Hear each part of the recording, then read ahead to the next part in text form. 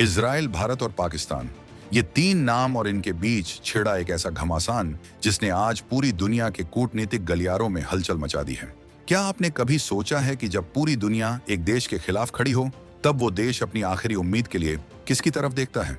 Israel के प्रधानमंत्री Benjamin Netanyahu ने अभी हाल ही में एक ऐसा धमाका किया है जिसने बीजिंग से लेकर वॉशिंगटन तक सबको हिलाकर रख दिया है। एक तरफ भारत के लिए वो प्यार जो शायद ही किसी और देश के लिए दिखा हो, और दूसरी तरफ पाकिस्तान के लिए वो गुस्सा जो अब डिजिटल मोर्चे पर एक खुली जंग बन चुका है। आखिर नेतन्याहू ने भारत को ही अपना सबसे बड़ा ट्रम्प कार्ड क्यों माना, और पाकिस्तान के उस डिजिटल जाल के पीछे का असली सच क्या है जिसे इजराइल ने पूरी दुनिया के सामने बेनकाब कर दिया है? इस पूरे घटनाक्रम के केंद्र में है बेंजामिन नेतन्याहू का वो इंटरव्यू जिसने अंतर्राष्ट्रीय राजनीति के सारे समीकरण पलट कर रख दिए हैं। नेतन्याहू ने साफ लफ्जों में कह दिया है कि आज की तारीख में अगर कोई देश इजराइल का सबसे बड़ा और सबसे सच्चा समर्थक है तो वो सिर्फ और सिर्फ भारत है। ये कोई मामूली बयान नहीं है, बल्कि उस समय आया है जब गाजा के हालातों को लेकर अमेरिका और यूरोप के कई देश इजराइल से कन्नी काट रहे हैं, लेकिन भारत अपनी जगह पर चट्टान की तरह खड़ा है। नेतन्याहू ने यहां तक कह दिया कि भारत में इजराइल को जो सम्मान मिलता है वो दुनिया में कहीं और नहीं मिलता। उन्होंने प्रधानमंत्री मोदी के साथ अपने रिश्तों को भाईचारे से भी ऊपर बताया, लेकिन इस दोस्ती की चमक के पीछे पाकिस्तान की एक बहुत ही काली साजिश छिपी थी जिसे इजरायली खुफिया एजेंसियों ने रंगे हाथों पकड़ा है। पाकिस्तान कैसे सोशल मीडिया के जरिए इजराइल के अस्तित्व पर हमला कर रहा है, इसका पूरा कच्चा चिट्ठा आज खुल गया है। अब बात करते हैं उस लव फेस्ट की जिसका जिक्र नेतन्याहू ने बहुत ही भावुक होकर किया। साल 2017 में जब प्रधानमंत्री मोदी इजराइल की धरती पर कदम रखने वाले पहले भारतीय पीएम बने थे, तभी से इस कहानी की नींव पड़ गई थी। नेतन्याहू ने याद दिलाया कि कैसे उस दौरान समुद्र के किनारे दोनों नेताओं की वो तस्वीर पूरी दुनिया में वायरल हुई थी, लेकिन असली रोमांच तब शुरू हुआ जब नेतन्याहू अपनी पत्नी सारा नेतन्याहू के साथ भारत आए। उन्होंने इस दौरे को लव फेस्ट यानी प्यार का उत्सव करार दिया। उन्होंने कहा कि भारत के लोगों की आंखों में इजराइल के लिए जो अपनापन है वो किसी कूटनीति का मोहताज नहीं है। साल 2026 में जब पूरी दुनिया इजराइल को अकेला छोड़ने की कोशिश कर रही है, तब भारत का ये साथ इजराइल के लिए किसी संजीवनी बूटी से कम नहीं है। नेतन्याहू का मानना है कि भारत की ये लोकप्रियता ही उनकी सबसे बड़ी ताकत है, जो दुनिया को ये संदेश देती है कि इजराइल अकेला नहीं है। लेकिन जैसे ही पाकिस्तान का नाम आता है, नेतन्याहू के तेवर एकदम आक्रामक हो जाते हैं। उन्होंने बहुत ही गंभीर आरोप लगाया कि पाकिस्तान आज के दौर में इजराइल के खिलाफ एक डिजिटल युद्ध यानी डिजिटल वॉरफेयर छेड़ चुका है। पाकिस्तान के पास सीमा पर लड़ने की हिम्मत तो नहीं है, इसलिए वो बॉट नेटवर्क और फर्जी सोशल मीडिया अकाउंट्स का सहारा ले रहा है। नेतन्याहू ने खुलासा किया कि इंटरनेट पर जितने भी इजराइल विरोधी संदेश और नैरेटिव फैलाए जाते हैं, उनमें से एक बहुत बड़ा हिस्सा पाकिस्तान की धरती से जनरेट होता है। ये फर्जी अकाउंट्स इस तरह से डिजाइन किए गए हैं कि वो अमेरिका और इजराइल के दशकों पुराने रिश्तों में दरार डाल सकें। पाकिस्तान का ये प्रोपेगेंडा सिर्फ इजराइल को बदनाम करने के लिए नहीं, बल्कि पूरी दुनिया में एक गलत माहौल बनाने के लिए है। ये एक ऐसा अदृश्य हमला है जिसे पहचानना बेहद मुश्किल होता है, लेकिन इजराइल ने इसके सोर्स का पता लगा लिया है। पाकिस्तान की इस हरकत के पीछे एक बहुत पुराना डर और जलन छिपी है। भारत और इजराइल की बढ़ती दोस्ती पाकिस्तान की आंखों में हमेशा से खटकती रही है। इजराइल ने साफ कहा कि पाकिस्तान लगातार गाजा के नाम पर रोना रोता है, लेकिन उसका असली मकसद कुछ और ही है। पाकिस्तान और इजराइल के बीच कभी कोई फॉर्मल कूटनीतिक रिश्ता नहीं रहा, लेकिन फिर भी पाकिस्तान ने इसे अपनी निजी दुश्मनी बना लिया है। इजराइल ने पाकिस्तान के परमाणु कार्यक्रम और उसकी सैन्य हरकतों पर भी गहरी चिंता जताई है। नेतन्याहू ने इशारों में यह भी कह दिया कि जो देश खुद अंदर से खोखला हो चुका है, वो दूसरों के घर में आग लगाने की कोशिश कर रहा है। पाकिस्तान की यह साजिश अब उसी पर भारी पड़ने वाली है, क्योंकि इजराइल ने अब इस डिजिटल युद्ध का जवाब उसी की भाषा में देने का मन बना लिया है। यही नहीं, नेतन्याहू ने इस इंटरव्यू में ऑपरेशन सिंदूर का भी जिक्र किया। ये वही ऑपरेशन है जिसने पाकिस्तान के प्रोपेगेंडा की कमर तोड़ दी थी। ऑपरेशन सिंदूर के दौरान यह साफ देखा गया था कि कैसे पाकिस्तान ने हजारों फर्जी आईडी बनाकर भारत और इजराइल के खिलाफ जहर उगलने का काम किया था।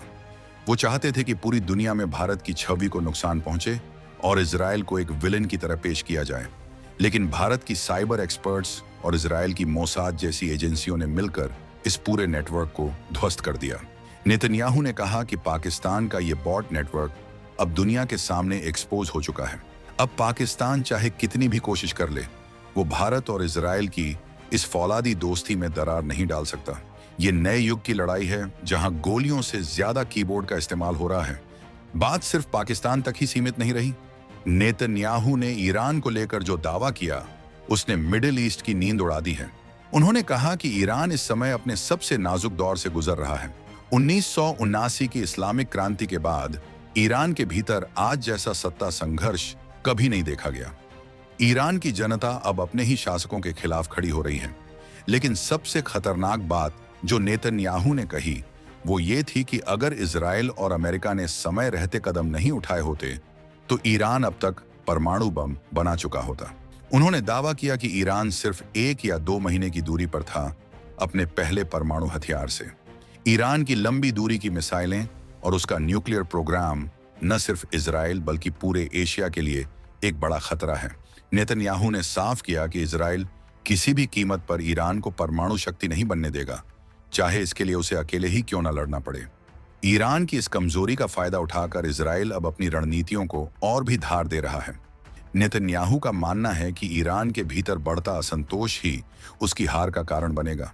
उन्होंने कहा कि जो देश अपनी जनता का पेट नहीं भर सकता और सिर्फ मिसाइलों पर पैसा खर्च करता है, उसका पतन निश्चित है। ईरान और पाकिस्तान जैसे देशों का गठबंधन भी इजराइल की नजरों में है। इन दोनों देशों के बीच जो साठगांठ चल रही है, उसे तोड़ने के लिए इजराइल अब ग्लोबल लेवल पर एक बड़ी घेराबंदी कर रहा है।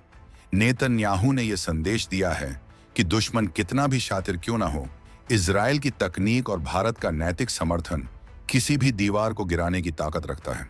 2026 का यह साल कूटनीति के इतिहास में एक बड़े बदलाव का गवाह बनने जा रहा है।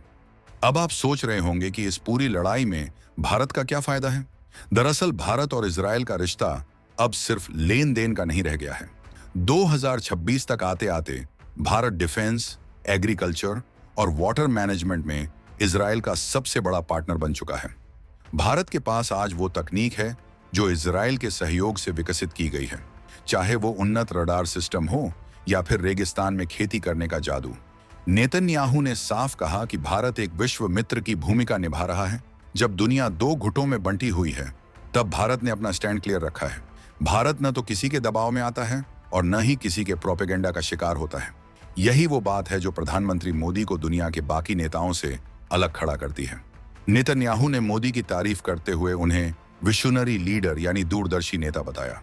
भारत की इस मजबूती ने पाकिस्तान को पूरी तरह से अलग थलग कर दिया है। पाकिस्तान आज भी पुराने जमाने की कूटनीति में फंसा हुआ है, जहां वो धर्म के नाम पर देशों को जोड़ने की कोशिश करता है। लेकिन आज की दुनिया बिजनेस और टेक्नोलॉजी पर चलती है। इजराइल ने पाकिस्तान को आईना दिखाते हुए कहा कि तुम जितना समय हमें बदनाम करने में लगा रहे हो, उतना अगर अपनी अर्थव्यवस्था को सुधारने में लगाते तो शायद आज भीख मांगने की नौबत नहीं आती। पाकिस्तान का बॉट नेटवर्क अब उसे दुनिया की नजरों में एक साइबर अपराधी की तरह पेश कर रहा है। कई अंतर्राष्ट्रीय मंचों पर पाकिस्तान की इस डिजिटल चोरी और प्रोपेगेंडा को लेकर सवाल उठने लगे हैं। इजराइल ने साफ कर दिया है कि वो अब शांत नहीं बैठेगा और पाकिस्तान की हर चाल का जवाब दोगुनी ताकत से देगा। इजराइल ने अपनी दोस्ती की लिस्ट में भारत को टॉप पर रखा है। नेतन्याहू ने दुनिया को ये दिखा दिया है कि भले ही यूरोप के कुछ देश उनसे नाराज हों, लेकिन दुनिया का सबसे बड़ा लोकतंत्र उनके साथ है। ये भारत की बढ़ती ताकत का ही असर है कि इजराइल जैसा देश सार्वजनिक मंचों पर भारत की तारीफों के पुल बांध रहा है। ये एक नए भारत की तस्वीर है जो किसी का पिछलग्गू नहीं है, बल्कि अपनी शर्तों पर दोस्ती निभाता है। नेतन्याहू का ये बयान चीन के लिए भी एक बड़ा संकेत है, जो मिडिल ईस्ट में अपनी पैठ जमाने की कोशिश कर रहा है। भारत और इजराइल की ये जुगलबंदी एशिया के पावर बैलेंस को पूरी तरह से बदल रही है। नेतन्याहू ने एक और दिलचस्प बात कही कि इजराइल अकेला नहीं पड़ा है, बल्कि वो लोग अकेले पड़ गए हैं जो सच्चाई का साथ नहीं दे रहे। उन्होंने कहा कि भारत के साथ उनका रिश्ता वैल्यू बेस्ड है, यानी सिद्धांतों पर आधारित। आज जब पूरी दुनिया में फेक न्यूज और प्रोपेगेंडा का बोलबाला है, तब भारत जैसे भरोसेमंद दोस्त की अहमियत और भी बढ़ जाती है। नेतन्याहू ने पाकिस्तान को चेतावनी देते हुए कहा कि डिजिटल दुनिया में भी निशान छूट जाते हैं और पाकिस्तान के वो निशान अब पूरी दुनिया को दिख रहे हैं।